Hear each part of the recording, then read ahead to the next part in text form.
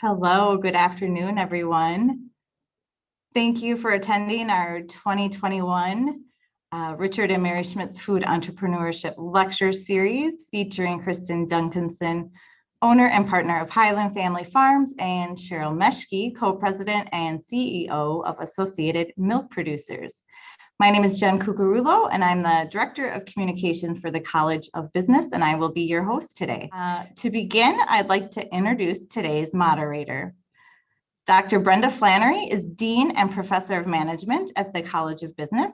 She has been at Minnesota State University Mankato since 1996, serving in numerous roles and leadership positions, including Assistant Vice President for Undergraduate Studies and International Education, Associate Professor of Management, and Assistant Professor of Management. Dr. Flannery serves on the YWCA Board of Directors and the Green Seam Board of Directors with the goal of creating the Minnesota epicenter of food and ag. And a fun fact about Dean Flannery is that she grew up on an Angus ranch in a small South Dakota town and was part of 4-H, where she was proud to show Angus cattle. Welcome to today's moderator, Dean Brenda Flannery. Thank you so much, Jen. And I want to say I was not that good at showing cattle, but indeed I did do that growing up in South Dakota. I am indeed honored today to moderate an event featuring two nationally prominent women in agriculture. Before we introduce Kristin and Sheryl, I really have to begin by thanking Richard and Mary Schmitz for their amazing support of this lecture series. Richard, also known as Dick, is unable to be here with us today, but once we all have our vaccinations and the weather is much warmer, we all look forward to, I look forward to introducing him to Kristin and Sheryl, and for them to, I'm sure, to have some really great conversations. Dick is a 1964 graduate from Minnesota State Mankato with an accounting degree from the College of Business. And he started as an accountant, but quite soon he in 1973, purchased his first retail food store in Olivia, Minnesota, followed by another one in Hudson, Wisconsin. And he would go on to own multiple stores in the Duluth area as well as in Wisconsin. In 2003, he sold his stores and he retired from the business. Well, about 20 years ago, Dick and his wife, Mary, helped fund a food lecture series. And with their help, we reimagined this as a food entrepreneurship lecture event about 7 years ago. And we've been able to really feature some of the biggest food entrepreneurs and MSU alumni in the nation, including Dan and Angie Bastian of Boom Chicka Pop, Dave Redding of Rembrandt Foods, Glenn Stolt, CEO of Christensen Farms, Frank Jackman of Local Crate, and Mark Davis of Davisco. And now today we will be adding Kristin Duncanson and Sheryl Meshke. The university and the College of Business are taking great strides in elevating what we do around food and ags, including brand new programs. We will be launching a new agribusiness and food major in this fall. We already have a minor in that area. The Henze Ag Leadership Program, the Ag Today student organization, our Big Ideas Challenge has introduced an ag and food category in which this year a student entrepreneur could win up to $17,000 to launch their ag, food, or beverage business. So we're really excited about all these things that we're doing. And really, Dick was at the beginning of this. I mean, he's always been about food, innovation, and entrepreneurship. And we really thank him for his vision and support of what we're doing on this premier lecture. I also want to thank President Davenport for his vision and support with all that we're doing around ag and food at the university. Just 5 years ago, we received our non-land grant status, which has allowed us to elevate our ag and food programs. I also want to thank some of the sponsors of today's event, including Green Seam, Minnesota Pork Producers Association, Minnesota Valley Business Magazine, Gisselson and Hunter, and Gardner and Company. We are greatly appreciative of the sponsors, and I see we have a slide of all of them up right now. So thank you so much for your partnership and helping make this event happen today. So next, let's get to know our speakers. So here they come. There's Kristin and there's Sheryl. two incredible leaders. And they not only live in our region, I mean, they are like right here in our region and in our nearby communities, but they are known on a national scale. And they are involved in making decisions, leading changes, and crafting the future of agriculture.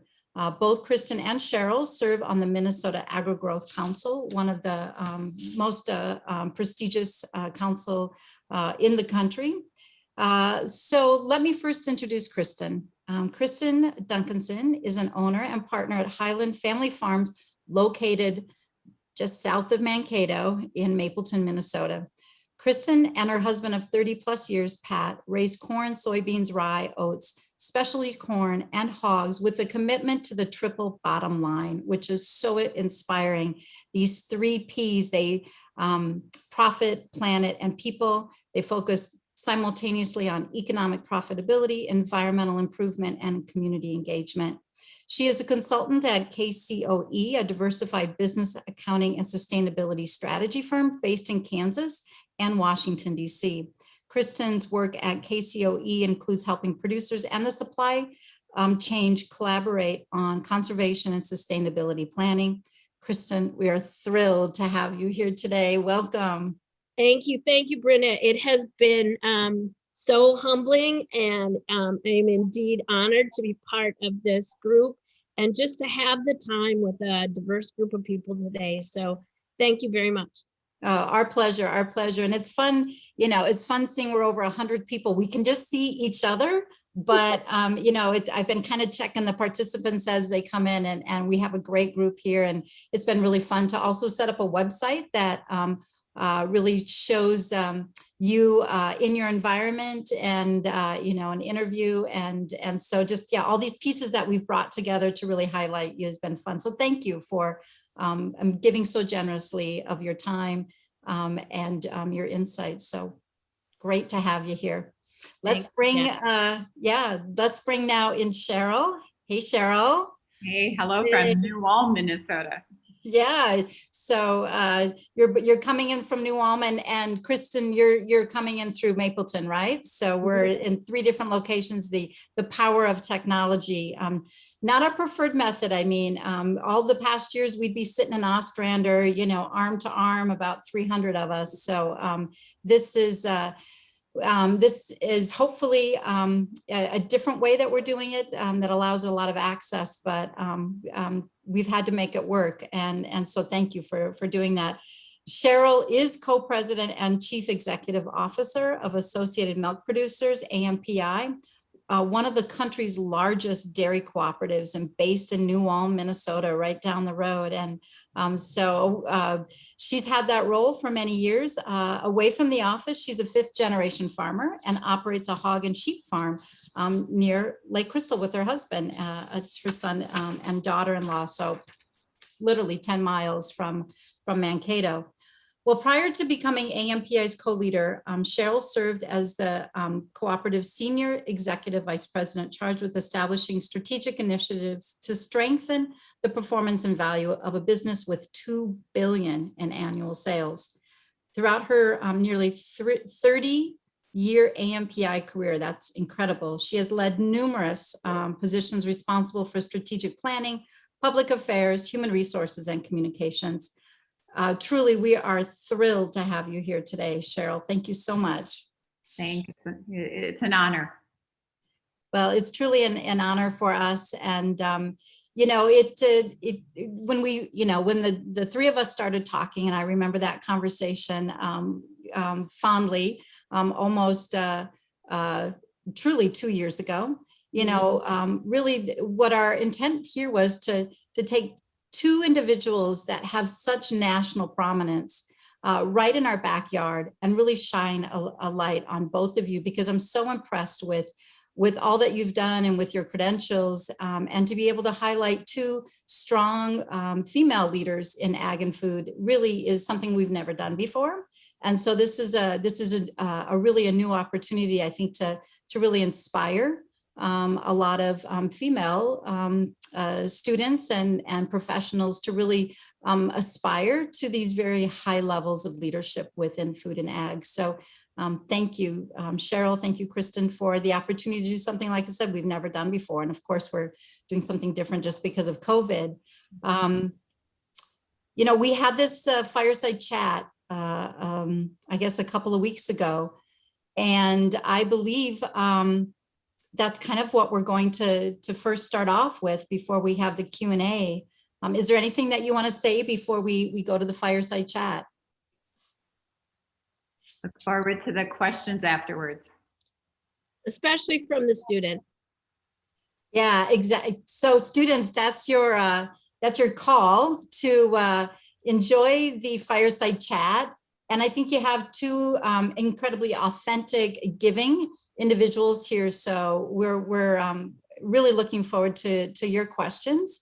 And so kind of without further ado, I think let's go to the fireside chat. We videoed this on site at Chankaska Creek Farm Ranch and Winery a couple of weeks ago. It was a beautiful day, and it was really fun because the Highland Family Farms rye is now being used for whiskey production. So you're gonna see a little display of whiskey behind Kristin. Is there anything you want to say about the production of the rye that's been used in the whiskey before we go to the fireside chat? It's a really fun project working with some really talented individuals at Chankaska. I think we're in our third year, and the bottles you're going to see in the video just had come out to the on the marketplace, but had been sitting in the barreler for about 3 years. Whiskey takes a while to get ready to produce, so that was really fun. We're learning something new every day, and I think we should let everyone know that we did not taste the whiskey that day. We just looked at it. Yes, this is so true. This is so true. Well, Jen, can we go ahead and show that fireside chat?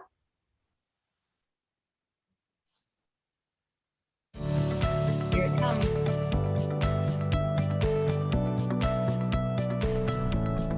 Hi there. This is a very exciting 2 years in the making to be talking with both you, Kristin and Cheryl, today. I'm really excited about the next 30 minutes and our conversation about Be Local, See Global.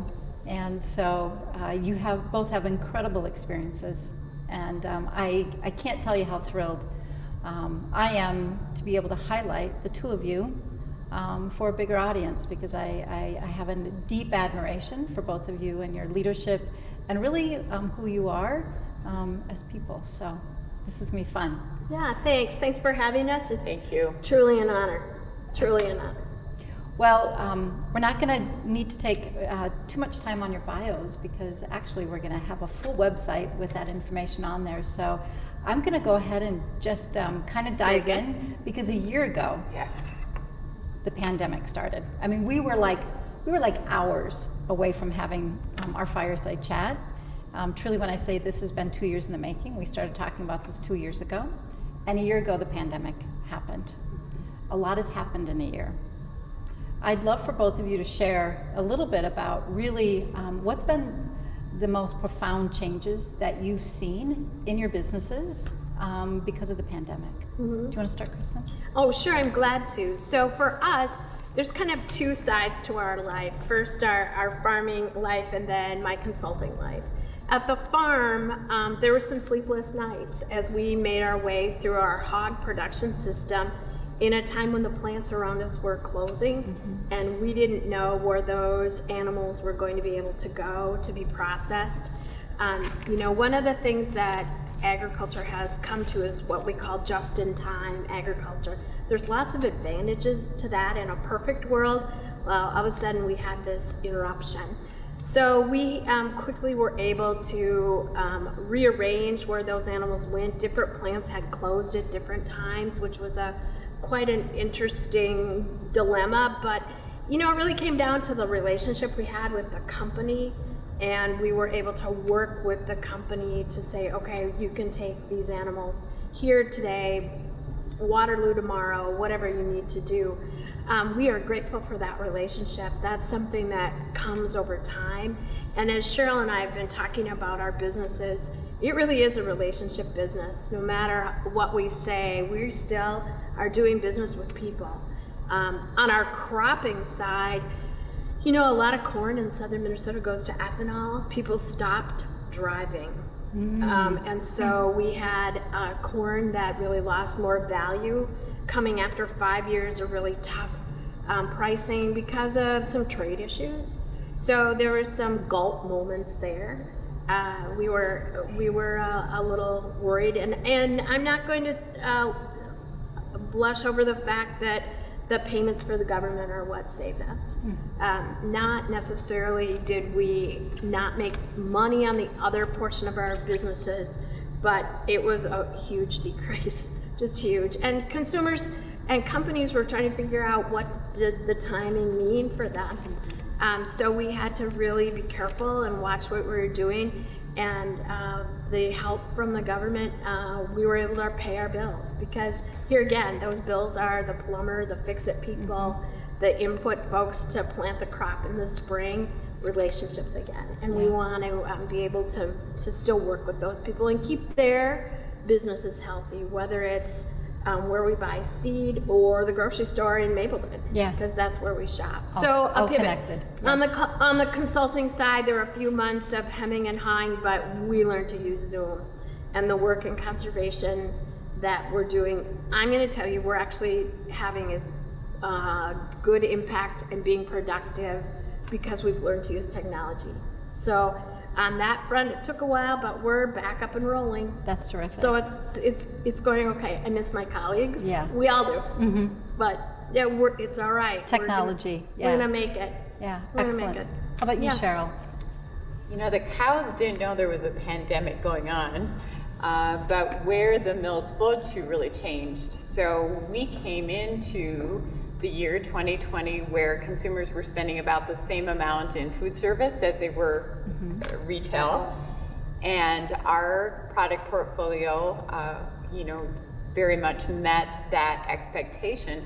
So in a matter of weeks, our plants, our dairy farmer owned plants that produced food service items, ground to a halt. Meanwhile, those that were filling retail orders were exploding with increased consumption. So the trick was those cows, those dairy farmers were doing what they do best and producing all they could.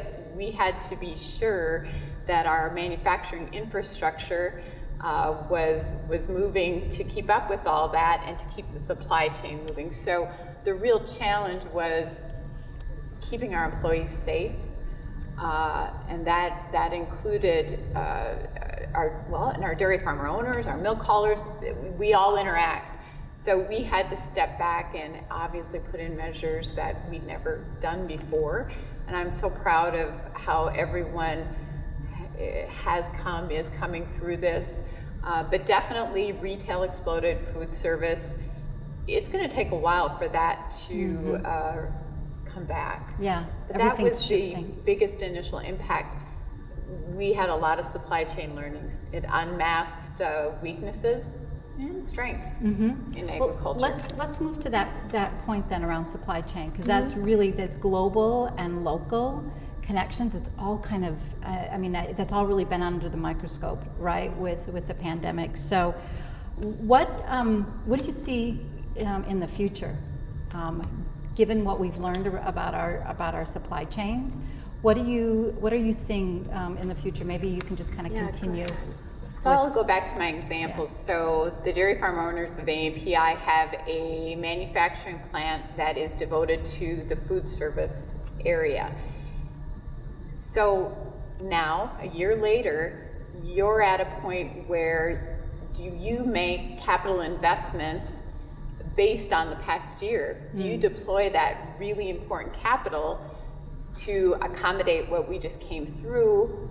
Or is that just really not a good judgment call? Are things going to come back? Is food service, if we were here in a year, is it going to be back where it was? So those are the types of issues that are, they impact the supply chain in many ways. You just can't change a manufacturing system overnight. Right. And consumers were made aware of that when for the first time they saw empty shelves, there was rationing. Most consumers have never seen that. And so that was a result of those supply chains where, again, you have the milk coming in, you're making the product, and suddenly you're shifting it all to a retail chain versus a food service. Very, very big decisions coming up as to how we're going to handle that. Yeah. Capital investment, do we change or not? So you're in the middle of a lot of those decisions right now. Absolutely. Yeah. Frankly, all year long we were. Yeah, it's really trying to figure out what the future is. And I'm going to go back to your government payment, government intervention comment. We were advocating for our dairy farmers and for the manufacturing facilities that they own as a cooperative, that if we are going to have products going to food box programs, et cetera, that they would request products where we knew we had line time versus, so use those food service lines, which would be, 2 5-pound type products versus the retail. That was all going on behind the scenes, trying to keep manufacturing facilities moving so that milk could stay flowing and ultimately it lands on the shelf. Yeah. Right.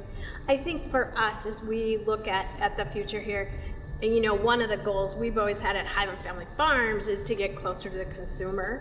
We want to try to get away from being very dependent on that person in the middle. We're never going to be 100%. That's just the nature of life. But for us, that's been one of the goals. We're able to do that on the hog side of our business, a little bit on the cropping side of our business. We're able to direct sell a little more. But we are really dependent on trade and overseas markets. So as we've seen a rebound in the Chinese, which are really important to us as far as buying some of the commodities we grow, we're optimistic there that we'll continue to see that. There's always some interesting hurdles, whether it's disease or political, that we're constantly aware of. But some other customers on the trade partners have kind of come back into play because of the pandemic and not wanting to be so tied to a particular market. We've seen a little more interest from some of the Brazilian customers are now maybe drifting back to the US. We're seeing a little more interest in some of the other Asian countries as far as our food grades. We grow a food grade soybean, Taiwan in particular, and we've been able to go directly to that customer, not having to use a jobber in the middle. And I think part of that is the result of the pandemic, is just a little more awareness on where product is flowing, who wants particular product. So a new awareness as to what supply chain is out there too. And we can talk about this in depth more frequently, but we're in this for the long haul. This is a blip. It's a hard blip, but this is a big look at what we do. Yeah. Yeah. Okay, so you used the word long, so I'm gonna transition to this idea that both of you are you're really long view kind of people, and as you look at your bios, both of you have been in long marriages. You've lived in your communities a long time. You've been with the same organization for a long time. How long have you been with AMPI? Over 30 years. Over 30 years. How long have you been with your business? Highland Family Farms, or Yeah. Pat and I farmed Yeah. together for 34 years Okay. as business partners. I have been in and out of the consulting business for 40 years. Wow. Yeah. And even conservation, right? It's taken the long view. And Have to. Yeah. So what have you learned about taking the long view? Where do we start on this? At the long view, time is such a funny thing, and the pandemic has really escalated how we appreciate and use time. And you have to be careful not to get caught up into the fact that this is forever. It's not going to be forever. We are long haul. A lot of people in food and ag really are long haul. Maybe the product mix changes, but we're in this because, we rotate crops. It takes a while to see what those changes are going to evolve. and always optimistic that tomorrow is a better day and we're going to learn more and be able to do more with less impact. That's always been a huge goal for us. So we're in this for long. You know, poor Pat is so sick of me as his business partner, but we learn something every day and our business changes every day. I think of what I was doing at Highland Family Farms a year ago versus now. It's maybe not as, it's not that different, but yet it has a different focus. So the skill set maybe is sharpened in a different way than it had a year ago, but it's something that's going to go with us as we go forward. And we're to the point too where we're looking at a generational shift on the agriculture production side with children. The consulting side, I'll keep at it as long as they'll have me.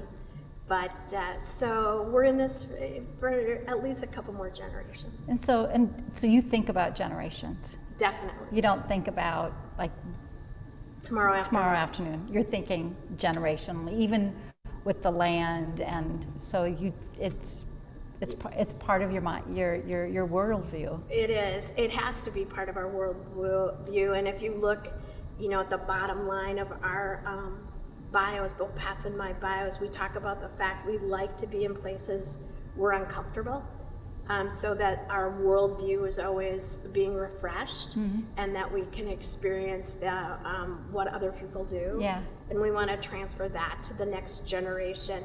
And you know, for Sheryl's business too, they've got long haulers.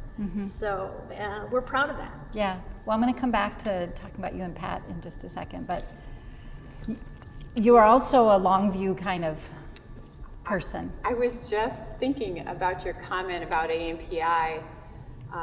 In our Young Farmer program, we're now on the third generation of family members that I've worked for. On our board of directors, we have, I've worked with both a father and a son, so definitely, it is generational, but let's put it in business terms. It's a long-term investment. It's really a long-term investment that sometimes is more difficult. Well, I would say, do you find that sometimes your thinking really bumps up against other people who think very short-term? You really have to stay with the ship, so to speak. You have to stay. So Okay. there's some of these short-term blips that the easy way would be to exit. You're sticking with it because you see that next generation, whether it's a farm, the dairy cooperative they own. That's a different mindset than reporting quarterly earnings. Very different. Do you get pushback on that though from others that have more of a short-term focus? Oh, I think we do, very much so. But I also think that we look at what is the long-term core value of what we do versus the new things we bring to those values. Technology. When Pat and I started farming, we didn't have a cell phone. Now we don't know how we farm without them. All the apps we look at. So our long haul view is to be constantly improving what we do. Our short term is to adapt technology and adapt into a new world that lets us be better all the time. So that's the part that keeps you going too. It's just the exploration of what we can do that we couldn't do, 10 years ago. The inside of the combine right now looks like the cockpit of an airplane. There's lots of great monitors that tell you everything to what your inputs were and what the output is on top of it. So those are the kind of advances that we really embrace. And not just us, all sorts of people in production agriculture look at all these things. So the long-term view is this value. It's based on your values. It's based on your value. There's short-term opportunities you adapt to contribute to your long-term values. Yeah. Let's go back to the pandemic for a second. I was thinking about when we put investment plans at the cooperative in place, whether they be 3 to 5 year, multi-year plans. You usually do a stress test, a financial stress test. So if markets go here and here and here, what is that going to do to your plan? No one could have predicted the stress that a pandemic would put on a business. And so that's one of those really big blips. but you had to really keep the other side of the tunnel in mind with every decision made literally every day of 2020, because nothing was normal. Right. And as we work with our finance people now, and Cheryl's farmers do the same, we're looking very, very much at what's our working capital situation going into the next production year, because that's the measure that we have to keep an eye on. And there'll be blips in that, but long term, that's where we get to keep doing what we do, is by really doing a deep dive on the stress test of growing your business. We have to keep our eyes on the prize there. And thankfully, a lot of our lenders understand that and are incredibly helpful in helping us watch that. Yeah. Both of you, with this long haul, have really interesting models that you're part of, with kind of a co-partner in a leadership. For you, it's Pat. The two of you have been partners of your business for 30 plus years. Sheryl, you are a co-president, and that's a model that you see out there, but not super frequently. You and Don are co-CEOs, as well as you and your husband are also have your farm. So how does that work? I mean, how do you really balance? Who's the decision maker? I'll let you go first with that, because you deal with it differently than I do. I just cry. No, no, I'm kidding. So Don DeBelder and myself have been co-president and CEO for going on 6 years. And when the board of directors gave us the privilege to do that, I can't speak for them, but they knew both of us very well, because we had worked with the board of directors. Did you propose that, or did the board of directors come up with that idea? It was really organic, probably both sides. Yeah, okay. But ultimately, the board of directors makes that decision. And they, again, had known both of us for a very long time, and we came from different sides of the business. So Don always worked with the dairy farmers in every aspect, getting that milk to the plants. I tended to work on the other side with the strategic planning, more of the customer side of the business. So it was really quite a natural thing for both of us to work together. But the most important is that we share the same values. We have the same vision for AMPI that frankly comes from working with our dairy farmers and our board of directors for 30 some years. How long had Don been at the organization? Even longer than I had. Okay, so both of you really came to it with having, in fact, his family, his father worked for AMPI. And so we both came from the fabric of the cooperative. You know, if you keep your eye on delivering value to the dairy farm families who own the cooperative, then every decision's easy. Not easy, but actually it's quite obvious. Yeah, clear. And so I don't recall a time we didn't think the same. And it's because we always have the dairy farm owners in mind. I think that's key. Yeah. For us, I think it's important to keep in mind that when we were married in the business was Pat's mom and dad, a brother and sister-in-law, Pat's brother and sister-in-law, and the two of us. And Pat's father was quite ill with emphysema. In fact, we were married in 1986, and he was already doing oxygen 100% of the time. So his physical health was starting to really decline, and ability to be part of the decision-making team. So it really turned into the four of us, brother-in-law, my sister-in-law, and Pat and I. And we operated like that for over 30 years, learning from each other, some of us more involved than others. I still worked off the farm for quite a bit of time. And I've always had this outside thing going on in the policy world and consulting world, albeit when our kids were little, I was home more time because that was our value. And then in 2015, my brother-in-law was killed in a single car accident, and it changed the way we did our business. We made a conscientious decision in 2017 to divide the business. He had 2 sons who had worked for us as employees for 10 years, and with the idea that eventually they'd become owners. Well, it became very evident that now was the time, for just lots of different reasons, to divide that business in half. So it became Pat and I making decisions about what our business was going to look like, and my nephews and their mom on their side. And we still do some operations together because of efficiencies, i.e. harvest. But it was painful. I'm not going to tell you that it wasn't unraveling a business of 30 plus years, a family business of 30 plus years, has some pain to it. But the joy came in the fact that each are able to thrive on their own. And so I've always been part of the decision-making team, but maybe not as involved at all on, the individual seed varieties or the equipment. So you have your own lanes. You do different things. Yeah. I don't have the recognition of what we planted 10 years ago on, what variety went in on a piece of ground 10 years ago. Pat does. But I can tell you, more things about what the policy atmosphere was at the time. So we work together.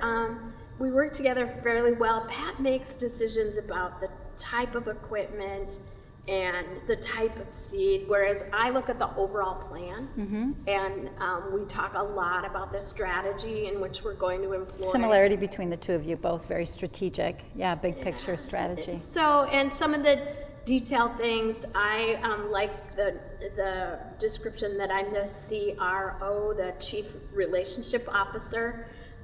So I try to keep those going, whether it's landlords or government agencies, NRCS, FSA, some of those things that come into our business. But we really work together very well. It's just that I have certain interests, and so does Pat. Yeah. And So you really leverage those strengths around shared leadership. You truly are sharing in the leadership, but really focusing on your strengths. And And when you think about farm families, yeah. co-leadership is age-old. Yes. It is Not very only much. husband and wife, and maybe father-son, father-daughter, maybe siblings. Very, very commonplace. Yeah, that's a great point. Yeah. It was new to me because I did not grow up in that atmosphere. I grew up in a metropolitan area, left college, moved to DC. So, it was new. I try to remind my partners that I bring, because I ask different sets of questions, that's my value. Yeah. And for the most part, they agree. Yeah. Not always, but that's okay. Well, let's dive into that a little bit about you. Start with Sheryl. She's more interesting. No. We'll start with you. Okay. Both of you include your maiden names in your name, right? So Yeah, I still do. You still do. And so talk about yourself, if you would, your younger self before you were in this business, and what your aspirations and what kinds of things you thought you would be doing. Oh, it's so... as Kristin Weeks. Oh, that's so funny. It's hard to remember sometimes. No, I'm kidding. So I grew up on the western side of Minneapolis, St. Paul. My parents were teachers and went to a small liberal arts college in northeast Iowa. And from there, I had an internship on Capitol Hill as a 19-year-old. I worked on my first farm bill at 19. Wow. Yeah, and a great opportunity. Did you go to Washington knowing you wanted to work in that area? No. In the way of Farm Bill, did you? Not at all. I was assigned to it. My goal at the time was to go to law school. Okay. And I really wanted to be more of a human rights. That was my first interest at the time, and also had toyed with the idea of going to seminary. Yeah. Wow. Really thought I could really serve as a pastor at the time, which was kind of new for women. The Lutheran Church was just looking at women in ministry. But did an internship and fell in love with the idea of how policy is made. Not politics, but policy. My husband was my intern. And then, I love it. He was in grad school at the time. We came back to Minnesota, he before I left the Senate staff and came back and worked on the senator's campaign, still thinking I was going to go to law school. And then, just decided that the rigor of law school I was kind of done with. Yeah. Yeah, worked on a campaign for a year and then worked for a feed company, Hubbard Milling Company, which is based out of Mankato. I was their first outside salesperson that was female. And where they put me in Thief River Falls, Minnesota for a year. It snowed 9 months out of the 12 I lived there. I was just shocked. I couldn't believe snow lasted that long. Yeah. Lots of great stories, lots of great farmers that I worked with, balancing dairy rations, feeding turkeys on range, which meant they were outside, shocking hundreds of thousands of turkeys just in this meadow. But then came back to Mankato when was assigned a position here in the office in the specialty feed division, which was super fun because I did pets and horses and zoos, and worked with the marketing as well as the feed development. So, I've done a lot of things over time. I was the director of a daycare center in Mapleton because they needed a director for 2 years. I was a church youth director for a year because we didn't have one, or 2 years or 3 years. So have done a lot of different things, but always loved the policy development and advocating for the food and ag industry. And now the majority of my work is around conservation. Yeah. And adaptation and conservation. What an incredible journey, and you don't have to start on a farm to be in food and ag. I think that you're a great example of that. Well, I have generous mentors and partners and friends who have taught me a lot, as well as a family that always was really open to all the silly questions I asked. So that helped. I've learned a lot. I don't know it all. But you've brought such a great perspective, though, to because you have a different perspective, it's so valuable. Well, keep telling my family that. Okay. Sometimes they shake their head. How about you, Sheryl? So Sheryl Deering is how the Good Thunder, Minnesota Deerings would pronounce it, and I'm proud of my Good Thunder, Minnesota roots. I have the opposite background of Kristin, in that, actually, I must share that during this pandemic, I actually went through some Rubbermaids in the closet, and I found my high school senior sketch. So every senior had their bio, their sketch published in the Amboy, Minnesota Country Times. And it was so much fun to read something written about yourself back in the 80s. And I talked about majoring in animal science, being active in 4-H in the community. I'm really the same. Nothing's changed. And I think that. Did you ever think, though, back then, that you'd be a co-president CEO of one of the largest cooperatives in the country? No. But I think that what's been so fulfilling about my professional life and my personal life as a farm wife, although I'm not the farm wife that Kristin is, because I am usually doing an AMPI project. But I think the reason it's been so fulfilling is it's who I am, and it's my true north. Yeah. And so it's always what I was meant to do. I didn't know that back then, but yeah, I think if your purpose is also your profession, then everything falls in place. Wow, that's great advice. So this time has gone really fast, and we're going to kind of end with. I'm going to ask you. So, what's your advice to others wanting to get into ag and food careers? What's the talent that's needed? What's your advice to our students interested in food and ag as careers? I'll let you start. Yeah. I would give the same advice no matter what profession you're pursuing, and that is, go back to my earlier statement, make sure you're pursuing your passion, your purpose, the cause. Don't go after a title. Don't think that career growth is a straight line. It's messy. There's going to be unforeseen opportunities. There's going to be dreams that crumble. But if you keep your eye on that true north, back to what I referenced earlier, then all your decisions fall into place. If you do major in ag and food, that is the noblest of professions. We all eat. And I think it's important to note that the Gallup poll in 2020, where they survey the industries that have the highest regard, respect, in 2020 it was farmers. And that's the first time.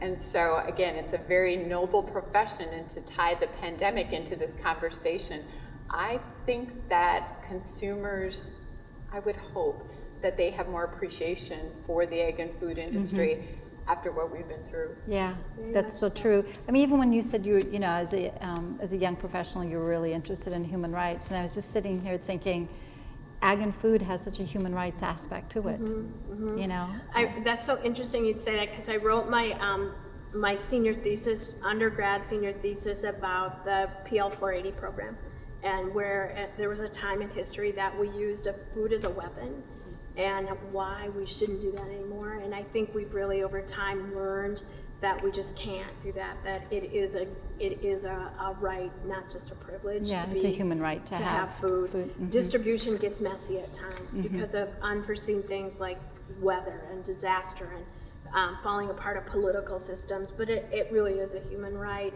And as far as advice, I wouldn't stray much farther than what Sheryl has said. Be true to yourself, do your homework, don't be afraid.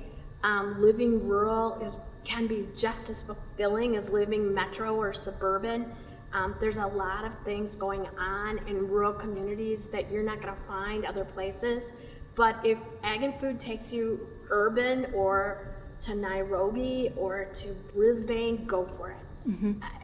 Seeing the world is incredibly important to your personage. ag and food can be local, it can be global. Absolutely. Very much so. Yeah. Very much so. Well, we're going to end with a couple of very just quick flash questions. Is just really a fun way for us to end. First of all, I want to thank both of you for this incredible privilege for us to get to know you. It's an honor. You really are two. I've met a lot of leaders, and you two really are just an amazing example of leaders who are values-based and just incredible people. So thank you. Thank you. Thank Thank you. you. So we're going to end with some flash questions. So we're talking ag and food. So what's your favorite meal? Oh, pizza, no matter where it comes from. At a restaurant, it's sushi. At home, it's leg of lamb with a cold glass of milk. Well, yeah. Yay, you are so, I should have said something porky, but I love pizza. But I truly do like Do- leg of do you lamb. ha- That's good. Yeah. I love leg of lamb, but I just love read pizza. that this the Star Tribune just had an article about a guy who's had 300 different kinds of pizza. So My dream. yeah. Can aspire. I can aspire. So finish the sentence. Work-life balance is. Hard at times. I think you need to prioritize, and eventually, maybe in 50, 60 years, there'll be a balance. Yeah. But at times it's going to be 90-10 work Yeah. or 90-10 family. Yeah. Yeah. As long as you're comfortable where it's at the moment, Yeah. you're okay. Yeah. You're so philosophical. It's wonderful. It's Yeah, wonderful. and- That's why I hang out with you. And I heard someone say before that work-life balance changes. Oh, I mean, heavens, it's yes. it's not like a straight line. That this is work-life balance today. My work-life balance is different now than when my kids were 2 and 6. So so much so. It changes. It changes. Right, Yeah. and for us too, it can be, for all of us, it's seasonal. Your work life is different in the summer than it is during Yeah. school, and for you guys too, annual meeting versus lambing versus Our whatever. farm is in its harvest season right now, lambing. Lambing, So a very different Round the cycle clock, than yeah. the crop cycle. Yeah. right. You learn to love the cycling and the rhythm of it. Favorite movie? Out of Africa. Oh, of course. Yeah. Out of Africa. I've Beautiful. seen it 100 times.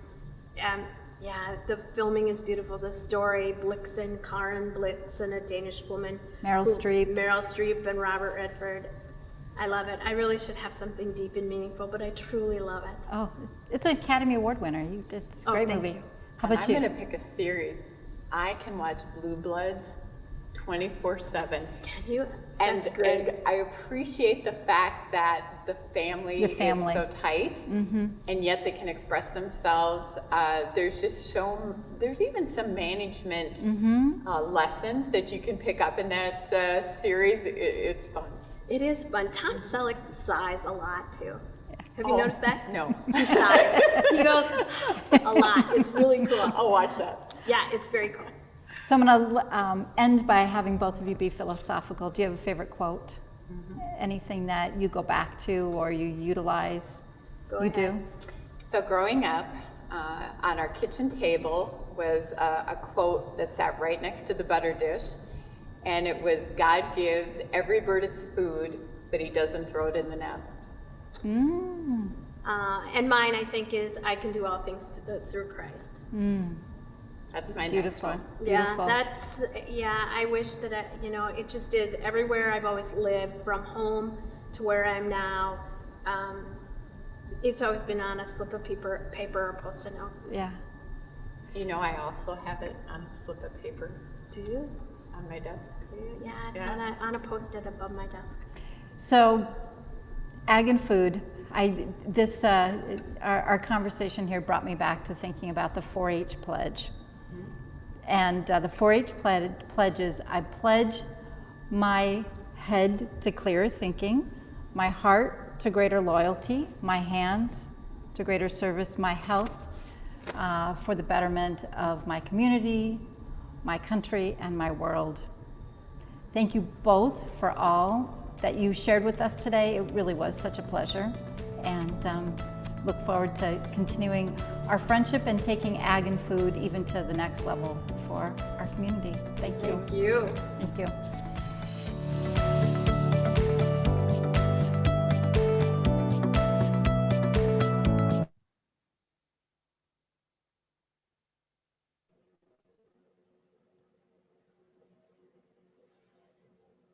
All right, that was fun. It's it was great to kind of see us outside of a box, So that video that we shot a few weeks ago, it really was a lot of fun, and we had a chance to really talk. And now we're going to have a chance for the attendees to submit some questions. And rather than do a little bit of reflection or banter, I think we're just going to get right into the questions, because some have been already submitted, and we really want to be able to really welcome the attendees that we have and the questions that that they've been able to think about and submit. I don't know, Jen, are we ready to go with those? Well, we are ready with our first one. This one will be for Sheryl. Sheryl, a question was asked about the unsustainability of agriculture and the impact on the climate. Can you comment on this? Interesting question. At AMPI, we really view dairy in particular as an environmental solution. In fact, AMPI is part of a group of cooperatives that has committed to be net zero regarding carbon or better by 2050. And in fact, I've got some stats that I typically reference to really better illustrate where dairy is at in its journey. And that is that the environmental impact of producing a gallon of milk has actually shrunk in the decade between 08 and 17. And that's when we began measuring very closely. So just, in fact, write these down if you want to quote them later. We are using 31% less water, 21% less land, and 20% smaller carbon footprint. So indeed, our mission as an industry is to be a solution for the environment. Okay, great, thank you. And our next question is for Kristin. How do you feel about the use of solar panels on farms? How do you see them being used as technology progresses? Oh, thanks. That's a great question too. For our family, we have 3 different solar projects. One is on community solar garden that the community, it sits right on the west side of Mapleton. That's been something that we entered into for a 20 to 25 year period.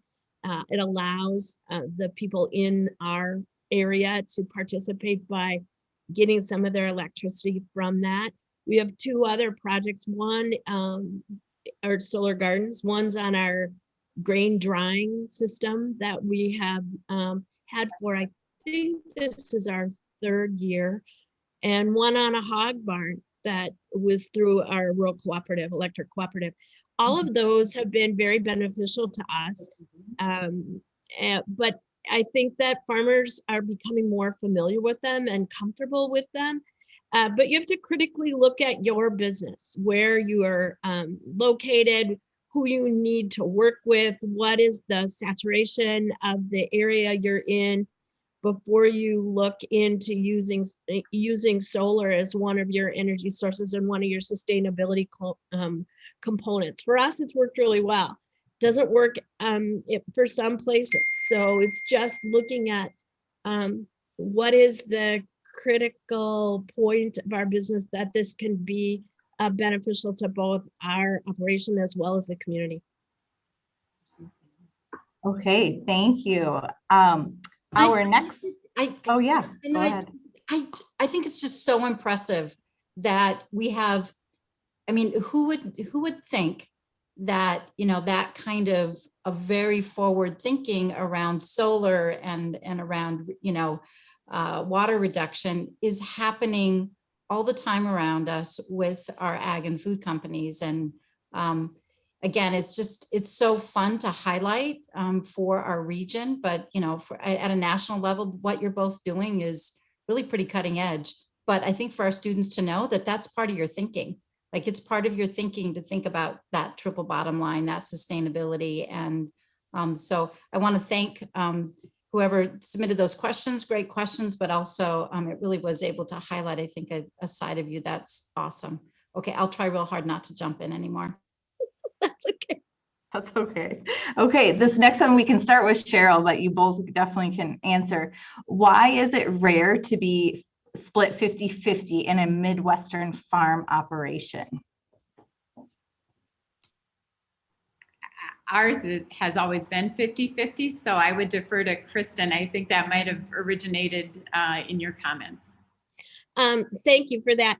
I think that whereas going back over generations, I really think that women and farm women have been part of the decision-making process, part of the operations, but not always recognized as a 50-50 partner. We were pretty deliberate with my mother-in-law, my sister-in-law, and myself as being partners.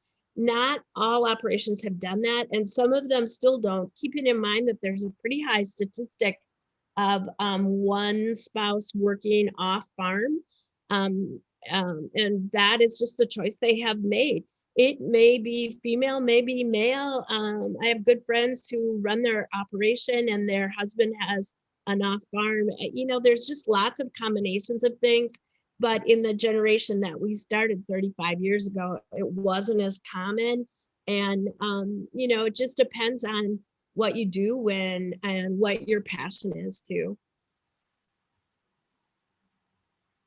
Okay, and this next one is going to also be for you, Kristin. What made Highland Family Farms decide to adopt the triple bottom line? It's part of our value system that we inherited from Pat's parents and from our other farming partners, that we recognize in order for us to do what we want to do, we need to be economically sustainable. We need to make a profit so that we can reinvest in whatever it is, our business, our community, whatever. We also realized that environmentally, we wanted to do the best job and continually get better. I'm not going to tell you we have all the answers to that yet, but it's a continual journey. And we hope to pass on that value. Also, we realize the community is part of the way that we get to be out here. We didn't have a strong school system and a strong Main Street. And then, you know, Mankato is a regional hub here.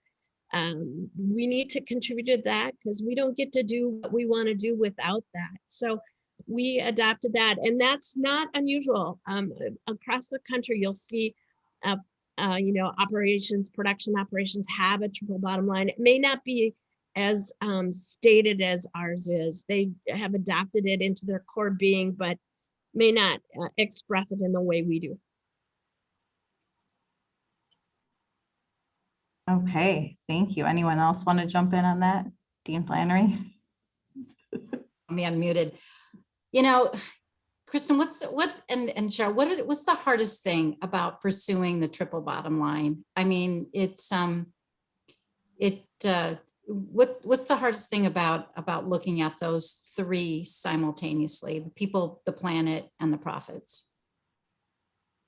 I would offer that in the cooperative form of business, we've always been doing that. And, when you're owned by the very dairy farmer owners who then benefit from the cooperative, to be a healthy business model, all three have to be aligned. Do you find that some of the farmers value differently the three? Because you're cooperative and you have so many different some different models, right? Do you find a difference in how they value the three? Just like every individual has different values, farmers are going to value different aspects of that with different percentages.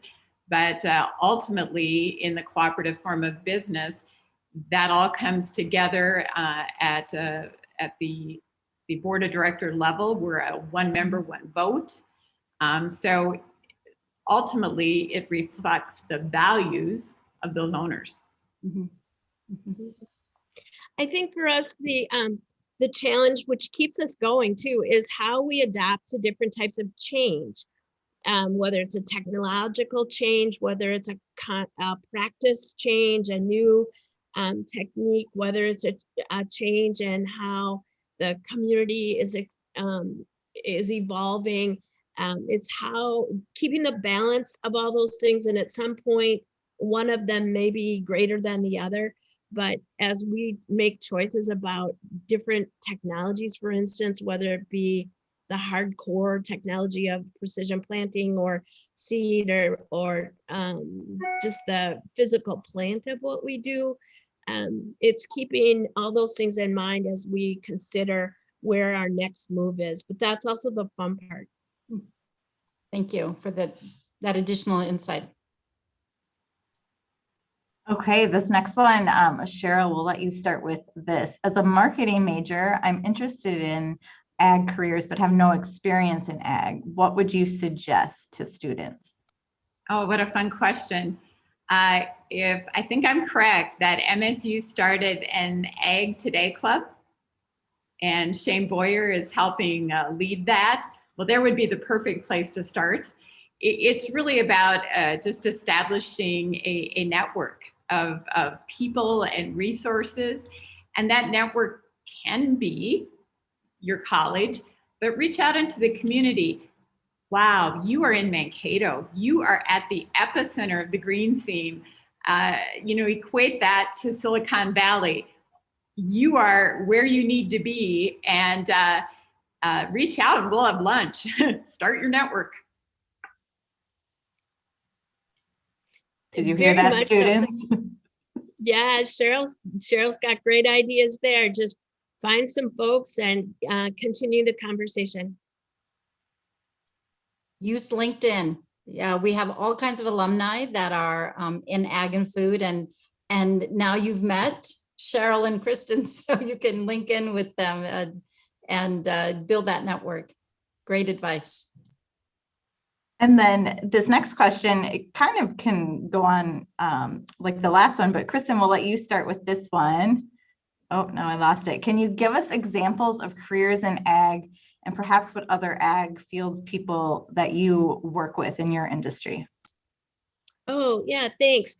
So on our ag business side, or on the farming side of things, we work with a host of folks from soil scientists to agronomists to finance people, insurance people, I work with independent web designer person, although don't look at our website right now because it needs updating.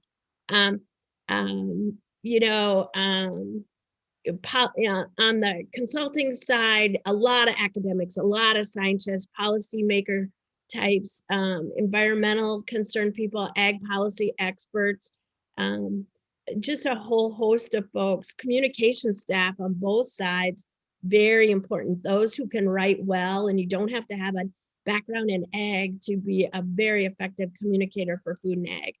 So a whole host. I would say to accountants, learning the intricacies of food and ag is a little bit different than some of the other industries, but just a basic accounting set is very, very helpful. Of course, we work with some attorneys.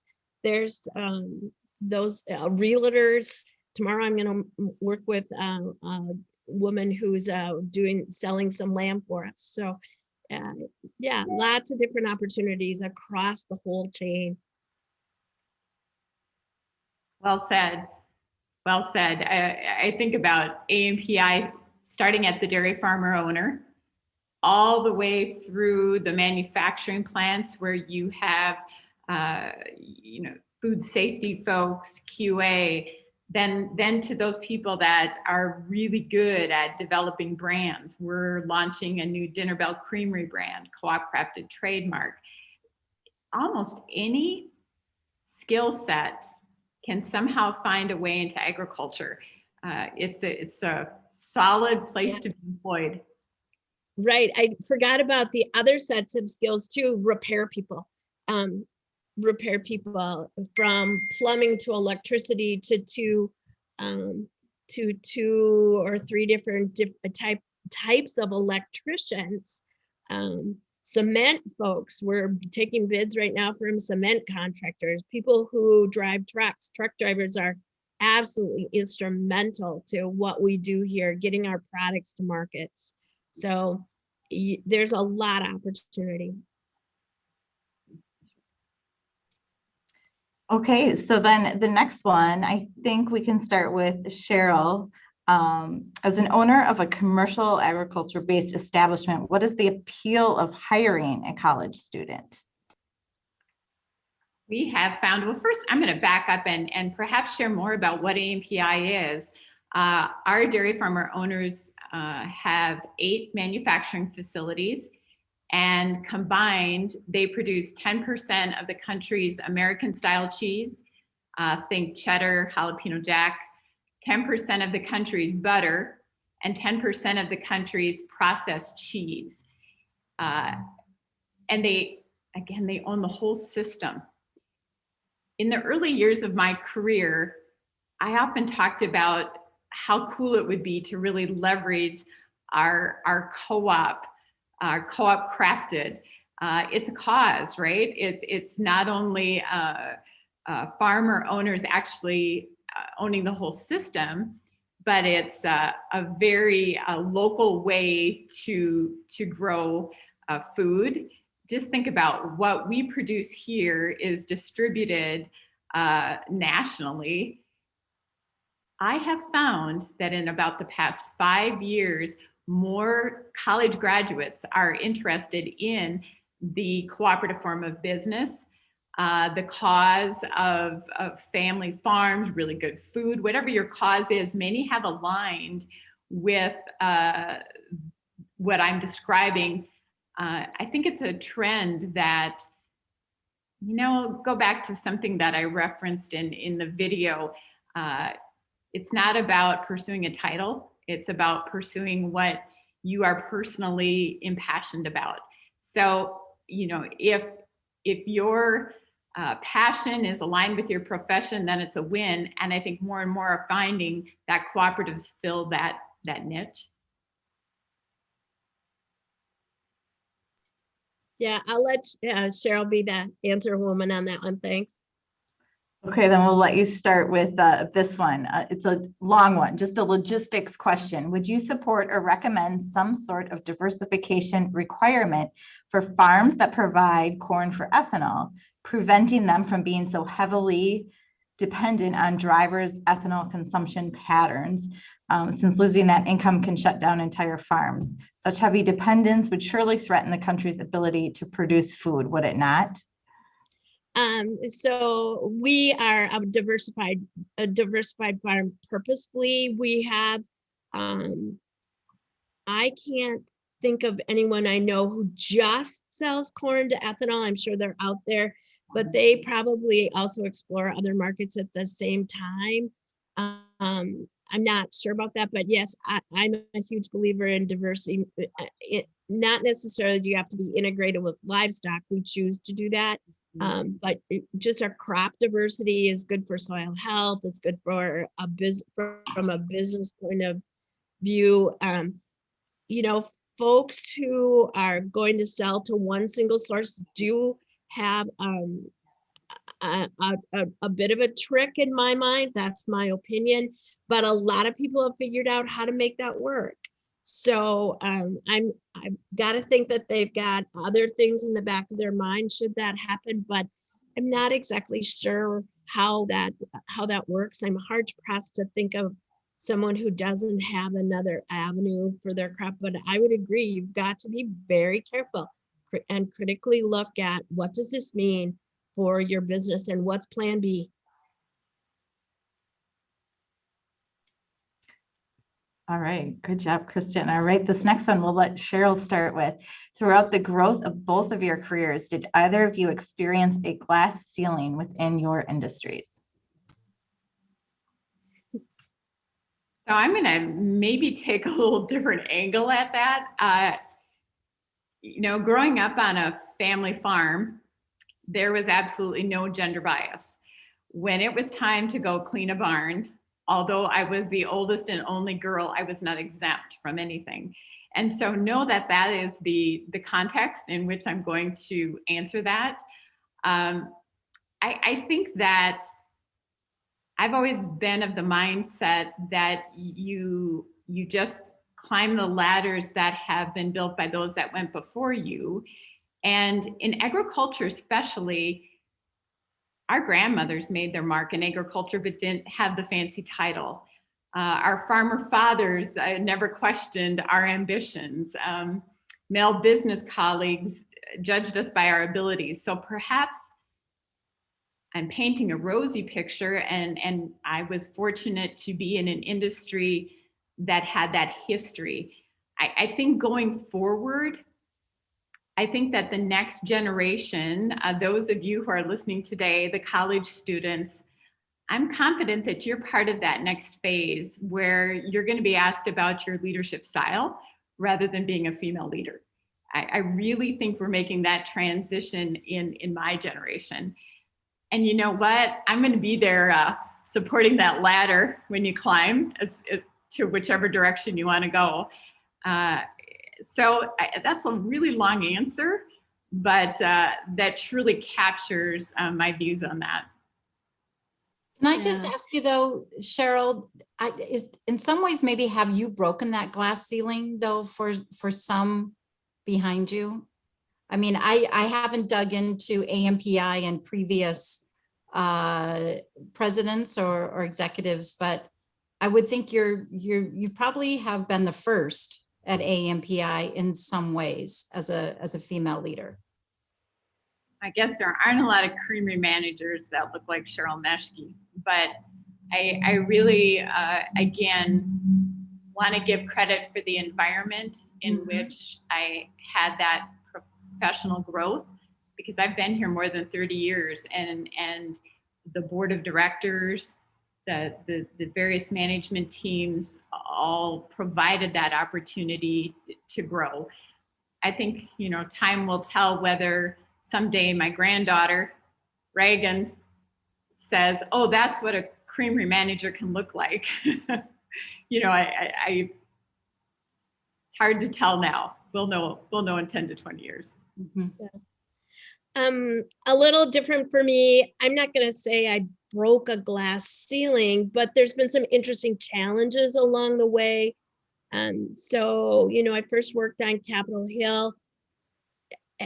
That was not an issue at all. There were young, old men, women, diverse backgrounds, whatever.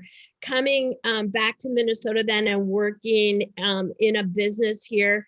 As I mentioned previously, I was the first outside salesperson. There were some interesting challenges there. I had to do my homework deeply. I always tried really hard to be over prepared, just because that was my comfort level. And it took maybe a while for some of those farmers that I worked with to get used to a female salesperson inside the company. There were no women leaders at first. I did not, I was a manager and for a short time before I retired from that company. But they quickly adapted, interesting challenges. Then the rest of my advocacy career, I have some firsts in a couple associations. There were some interesting moments, but I had such a supportive family for all these things that I did that I just did my homework and stayed true to myself. And, there were some times that maybe I wasn't chosen to play golf. I don't know, but you just can't let that bug you. And I agree with Sheryl. I look forward to the time when no one asks us this question anymore. And I do as well. And I think you're providing a lot of inspiration. I can't not say that today is actually March 24th though, and it is Equal Pay Day, and bringing though attention to the fact that an average woman earns about 82 cents on the dollar, but it's getting better, and I think to really keep the attention and keep inspiring women. You can be her when you see her. And I think both of you are providing, just a great model today. So great question, whoever asked that, and great answers. Thank you both. So we have about 7 minutes with about 5 questions left. So we're going to go a little bit faster with this. But Kristin, we're going to start with you on this one. What would you advocate for the next farm bill? So the majority of my work right now is Title II conservation programs, and we will be advocating, for more opportunities to try things on lands across the country with easier ways to get engaged, and having a great way to measure the impact of those practices and still move productivity for farmers and ranchers around the country even higher. Keep in mind, people, that the Farm Bill, a huge majority of that are feeding programs too. So we always make sure that we advocate for those too, whether it's school lunch or SNAP benefits or any of the feeding programs that have been so instrumental to people here in our country. So that's where the majority of my work will be. There are other parts to the Farm Bill, but I'm going to focus on conservation. I would offer that we're going to really take some of those pandemic learnings and those supply chain observations as we're working on the next Farm Bill. And to pick up on what Kristin nodded to, let me go back to the early parts of the pandemic. We had manufacturing plants that were focused on food service. So there were lines that were idled. There were no orders coming in. So we reached out to government contacts and said, if we are going to establish more food buys to help those in need, let's be sure that we're requesting items that can be produced on lines that were idled at the time. It does no good to request food that is already lines that are filled going to the, for instance, very busy retail sector. That was very successful. And that is how we were able to meet some of the needs of the consumer through the pandemic. As we go to the Farm Bill, we will no doubt look back on that and use some of that modeling as we work on things like SNAP, et cetera. Because again, to remind, the Farm Bill is not just farmers. It is also not just consumers. It's both. Right. I will also say too that, you know, in the last 9 months, we've had also a renewed focus on ag and food's response to climate change and how agriculture and the food chain will become an opportunity to address climate impacts through some of the things that are included in the Farm Bill. We'll try to strengthen that and also come up with systems, whether it be a climate bank or something. Still in the progress. In fact, on my desk today is a proposal about a climate bank to live at USDA with carbon credits. We'll continue to work through any vehicle we can to figure out how to best address that. I think terms we're going to be hearing a lot in the Farm Bill are market-based economic incentives, climate smart ag programs. Those will be no doubt hashtags. Very much. And I just want the attendee that asked the question about COVID to know that I think that they both just answered it very well. And the question was, what sort of changes or business models would we see moving forward? So thank you for that, both Kristin and Sheryl. And we're gonna end with this one before Dean Flannery takes it back. How do we find, and this is coming from students, how do we find mentors or ask someone to be a mentor? Kristin, do you want to kick it off? You know, Sheryl and Dr. Flannery and I have had a lot of conversation about mentors because it's such an important part of all of our lives.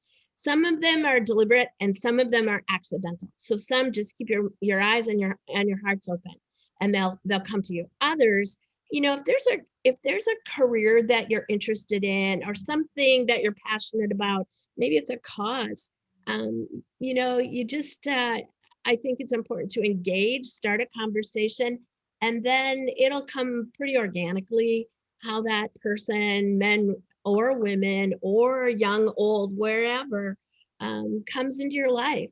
Some of the folks that I consider my mentors have been a mentor since I was in high school, and I'm still in touch with them. Some have only been mentors for the last year or so, and those change over time too, depending upon where you are in your life. I have some mentor moms that I would not have gotten through raising 4 children in rural Minnesota without. Just they're still such a part of my being. So be open, and sometimes they're a deliberate ask, and sometimes it just happens. You know, there's a quote that was in, actually, I put it on my desk here, thinking we might have a comment about mentors. And in Warren Buffett's 2015 letter to shareholders, he wrote, much of what you become in life depends on whom you choose to admire and copy. That's really mentorship.